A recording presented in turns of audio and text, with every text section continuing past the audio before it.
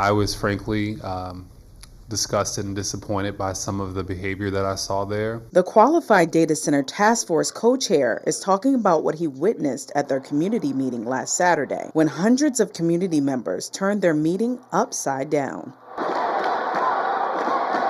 I watched a member of the community who is a member of a labor union who couldn't even complete a sentence. So it wasn't the case that everyone was able to give their testimony freely and respectfully. No. In response to Burroughs' comments, one of his fellow task force members cited the Martin Luther King quote, "A riot is the language of the unheard." People wanted to be heard in that meeting, and initially they were denied the opportunity to be heard, and they stood up for themselves so that they could be heard.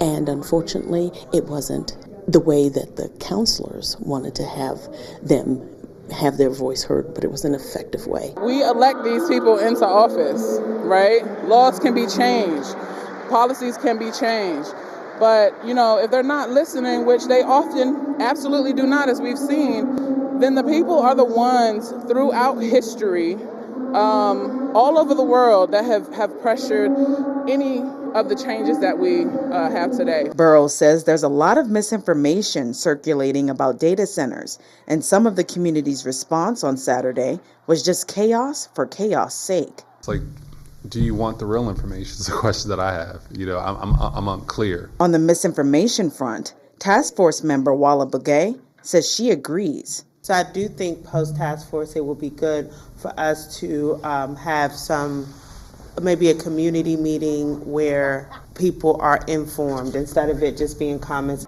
But community members say they are informed and are aware of the negative health, economic, and environmental impacts of data centers. I'm trusting that this task force will weigh all of those things and come up with recommendations that take into account, of course, the sentiments of the community and all of the other information that we have.